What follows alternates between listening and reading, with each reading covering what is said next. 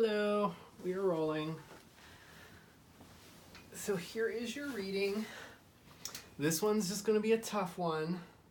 So here's what you wrote to me. So, my husband is currently having an affair, and we are going on trial since he won't give me any money. So I wanted to know how things were going to work out for me and my family. So let's take a look at that.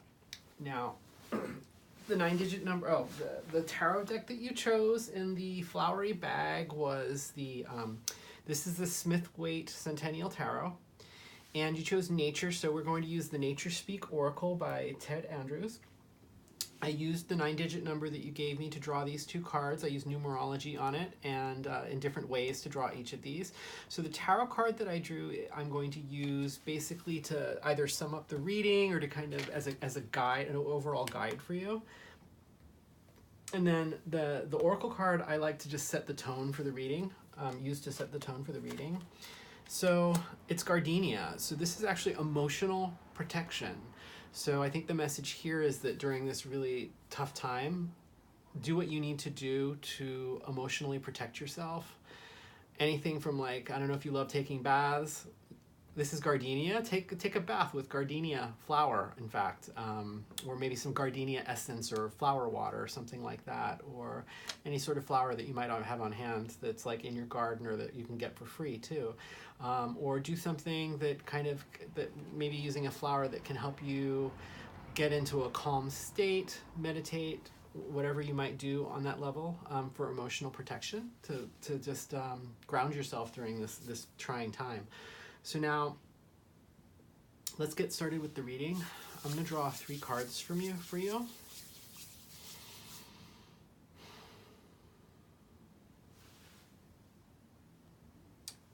Okay. 1, 2, and 3. Okay.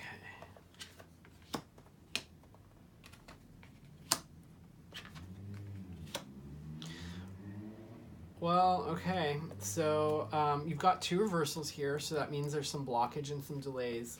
Let's take a look at the first one. So the first one, basically the 9 of Wands, you've got the 8 and the 9 right next to each other, so that's already kind of interesting. So the 9 of Wands is about, it can be about a lot of things. So Wands are about will. They're about will, the fire inside you, and about passion. So I think in terms of trial, it's about will, more so than like, passion and creativity and those sorts of things. So the will here in the scene, this guy is basically, he's standing his ground, he's keeping his post, he's injured. So you basically here, there's like you're wounded, and you're basically trying to stand your ground. You've got the wands arranged in a protective fashion in a wall, like, as the theme that we came up with over here, emotional protection. So basically you're using your will to persevere. I look at this sometimes in a more negative light. I look at this as someone who's like standing their ground. Someone who's been standing their ground so long that they've forgotten why they are standing their ground. I think you absolutely know why, right? Because of what you're going through right now. But this would be using your will to protect yourself, like with this wall that's been assembled with these wands, and just trying to stay defensive and protect yourself. Use your will to do it, right? To keep and maintain the post and to protect yourself since you've been wounded. Now, if you kind of look at the arrangement of the wall, because tarot goes in a sequence, 8, if you look at these wands that are flying through the sky as kind of like missiles, this is kind of where like there's been some battles, like in the 5 and the 7 of wands. Then the 8 is all about swiftness and fastness, and so the things are flying through the air, and the 9 is really where they landed. This is where all the shit kind of went down, right? But 8, in terms of 8s are about will as well. The wands are still about will, but the basic definition of this card is that things are moving fast. right? There's not a whole lot to say about it. Things are moving really fast right now, and there's a lot to keep up with. And again, I think since you've gotten 2 of the wands now, this is about using your will to maintain control, right? You'll notice that even though things are moving fast, notice how that all of the wands are pointing in exactly the same direction. So they're on target. Things are moving on target, which is a good thing. The card is right side up. There's no blockage. So however the resolution is going to go, it looks like it's definitely focused, right? Now, the third card here, this is about, it can be about livelihood, and you were concerned about money. So I would say that it's a little shaky, right? This was reversed. This is about, 2s are about balance, and pentacles are about your livelihood, about being grounded, about so if you're not feeling grounded, definitely use emotional protection over here. But it's groundedness in sort of on the material plane, right? It is about your making sure that your basic needs are met, like food, clothing, shelter. Pentacles are about that kind of aspect of home life. It can also be about livelihood. It's about a job that earns you money, not because not about things you do because you love them, but things you do to meet your basic needs. And if you look at the imagery in the card, right, this guy's juggling 2 different things. So sometimes this could be that things are out of balance. There's a decision that needs to be made. And it's also an emotional roller coaster. So water is the symbol of like emotion, about things flowing. So if you look at the ships in this they're in a sort of cartoony way. They're like riding the waves out in a way that can't happen in real life. That's not the way ships actually ride waves. So there's definitely an unnatural upset of emotions going on behind the scenes too, because of this instability and need for balance in terms of your home life. So it's going to be tough, and the way I read the blockages are that in order to get through these things, or in order to resolve this, it is going to be tough, or it's going to take a long time. So I would say that because you have the swiftness, the long time element, I wouldn't read the reversals as in the delays for this foundation of the reading. I would say that it's the difficulty that's being expressed by the reversals here for you. Now, I'm going to go ahead and draw a card. I think, let's just take a temperature read on the outcome of the trial. Okay, that's interesting. So you got another wand. So again, it's about will. So I think I'm going to draw a clarification card, actually. So, because it's a trial and whatnot. These are really interesting cards. Okay, so from the energy of the outcome of the trial, I would say that things are not really certain at all, and not knowing anything about the circumstances other than the fact that there was an affair. Well, I was kind of checking in with my guides and stuff. So I'm thinking that let me talk it through. So the Knight of Wands is an adolescent figure. Wands are about will and passion and fire, like the suit of fire, like we talked about earlier. And knights go off on journeys, right? Knights are explorers. So really what the knight is all about is exploring one's passions, exploring the fire inside, and also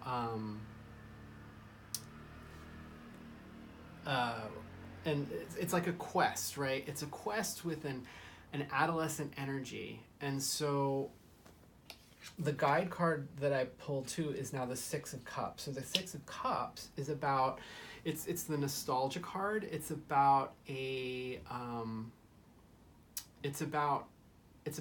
emotion. Well, cups are about emotions, right? So because we talked about water down here, cups are the suit of water. So this is a sweet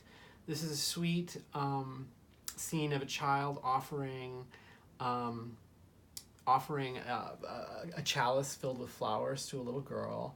but all cards have like a light side and a dark side. So even though there's a sweet scene of nostalgia in the card, there's a small reminder in the background. There's like a man walking with a spear. So even though there are ideas of nostalgia, and so since you're talking about a divorce, this would be to me like symbolizing when things were really good, like in the past. The additional message here is that, well, even though there's like these kids that are totally unaware and being happy here, there's a war going on, right? There's like a guy needs a spear in his hand. So even though there's like some things that might be happening, like there's still the real world out there, and the whole notion of nostalgia is blocked right now. So the kind of the message I'm getting here is I feel like the trial might actually benefit your husband more than you, because he is the one who actually went off exploring his passions, right, by having an affair. And then the sense of nostalgia, which is when your relationship would have been in its good phase, that's blocked. So I feel like the energy of the outcome right now, it's just somehow it's in his favor. And I don't know how trials work, right? So I feel like that's just not a great, it's not a great message for you right now. I'll be curious to see what this guidance card is for you. Let's draw a couple more cards. Okay, so let's, since you're in the midst of a trial, let's draw a card for you to, let's draw a card for an action to take. Let's try to get a sort of an energetic message as to something you should try to do or try to bring into your life. And let's draw another card for something that you should avoid. So sort of an attraction card or action card, and then an avoidance card, a sort of like or a pushing away card. So let me draw the action card first. And now let's draw an avoidance card. Okay, so the action card, the avoidance card. Okay, so from an avoidance perspective, this is the victory card. So this is a celebration. Again, this is like, God, you got a lot of like wands. Okay, so passion and fire and all of that stuff. Well, you know, I think this is when emotions boil over, when it's like that kind of passion, the fire inside you. This is like not like watery kinds of emotions, fiery kinds of emotions. So the action to avoid, I feel like this is telling you to fight to the bitter end, right? The scene of the card is a victory. So a guy is riding a horse. He's wearing laurels around his head. He's got like a wreath on his wand. The townspeople have gathered to celebrate his arrival, his victorious arrival. So I think this could be like the message of avoidance here is don't count your, what's the cliche? Don't count your chickens before they hatch, right? Things are moving very quickly right now. You have been standing your ground for a long time, but it looks like, I think this is the avoidance. To me, the avoidance is kind of an action here. So avoid counting your chickens before they hatch. So this is telling you to persevere. Like, don't give up for a single moment. Like, work with your counsel to figure out everything that you need to do to continue the fight, because the outcome isn't looking good right now. The good thing about tarot is that tarot does not predict the future. It looks at energy, like right now in the present moment. And everybody has free will. So anybody can make a decision. Like, your husband could actually decide to drop the suit tomorrow. It's probably unlikely, but like then, but if he did that out of like some sort of like, for whatever reason, you know, this outcome wouldn't mean anything because he has free will. He can do whatever he wants and something could change. A lot of people could do whatever they want. The judge could drop dead of a heart attack tomorrow, and then the trial's over, and then you have like a mistrial and you have to start over again.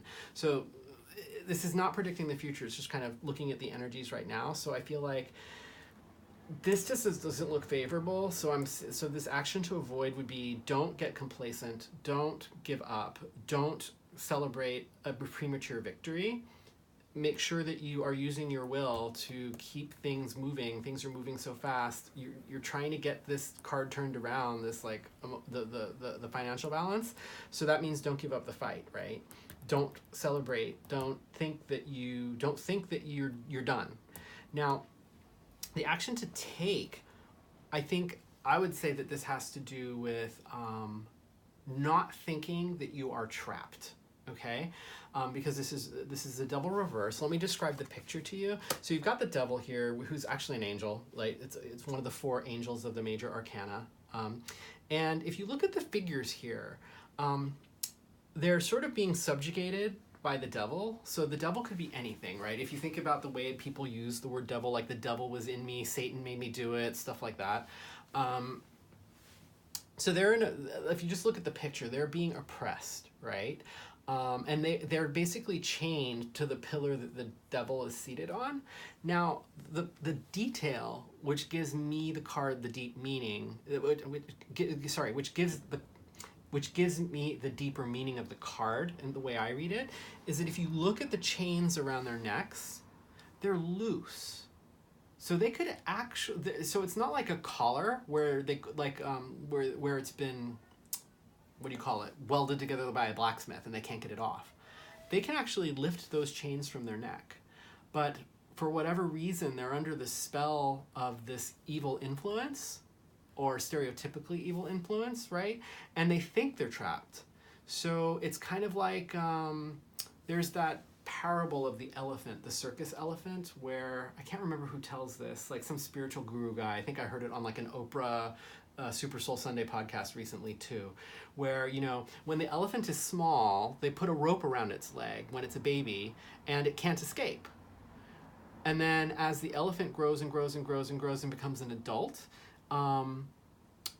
the elephant still doesn't try to escape because it's learned its whole life that rope represents oppression and it can't escape, right? And it's all in its head. After it becomes a pachyderm, this enormous beast, the slender rope that was used when it was a baby is no longer strong enough to hold it, but the elephant just doesn't believe that it can escape, right? So likewise in this card, this is about basically trying to figure out, so the action to take is to basically, these are both double negatives. It's kind of hard to describe, but I would say that the action to take, what you need to take from this card, is that you are in no way trapped in your situation. This is telling you that there is some other thing you can do to try to change this outcome here, and to turn these cards around and to make them more positive. What you have to do is you have to not think that you're trapped, not think that you've done all that you can do. Take the chain off of your neck, become free, and then think about how it is that you can influence the situation in your favor. There's something, right? There's, you're not done yet, and there is some sort of way out of this feeling trapped in the situation about, to influence how it's going to work out for you and your family, basically. So I think that's all I have to say about those cards. So I think you have some thinking to do. I don't know if you'll be able to come up with something that can maybe change this, what's looking like a less favorable outcome for you, but there's no use in just sitting there with a chain around your neck, right? You can always try. Now let's look at this card that you drew for guidance, the star. Well, the star is, and I think in this reading I could go 2 ways with this. So the star is about, where can you be a star? So where can you shine? Where can you be recognized as a star? And not star in the Hollywood sense, but star meaning, where can you be, how can you in this situation be seen as your best self, as someone who people can admire, as someone who people can be awed by, right? You've gone through a lot, so I think I don't know where you are in this trial, like if you're taking the stand, though, I would say that your advice here, if you have not taken the stand yet, is that you can be a star as a part of this process.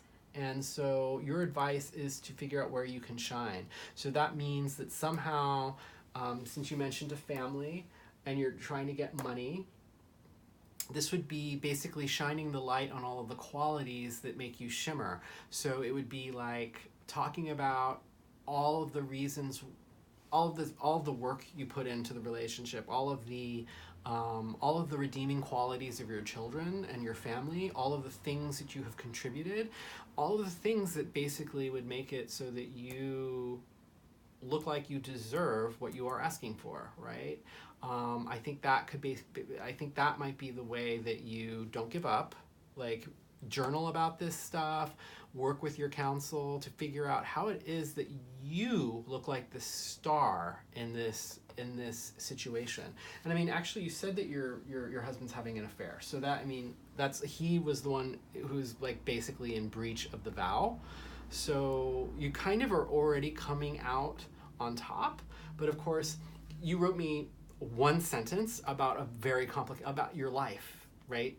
And probably for years of your life. So I think you have to do this analysis. I don't know what opposing counsel is going to say about you to maybe paint you in a dimmer light, because like, since the energy is kind of looking like he's coming out on top, they might be actively seeking to basically extinguish you as a star.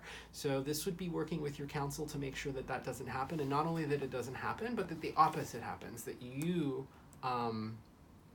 look like the star, you look like the one who's shining, your children too, right, who need to win in this situation. What do you need to do to make this happen, right? And all the while, since you're holding fast and you're using your will to hold fast, in order to make sure that you have the energy and the wherewithal to do this, make sure that you are doing something to ensure your emotional protection. And I think you probably know what that is. Like, you've lived in your body your whole life. You know what you need. So figure out a way to do that. And I think that's about all I have to say. So this sounds like it's going to be really rough. So I hope you weather the storm well. And I hope this was helpful advice to you. I hope that somehow you can make use of this. And thank you for the opportunity to read for you.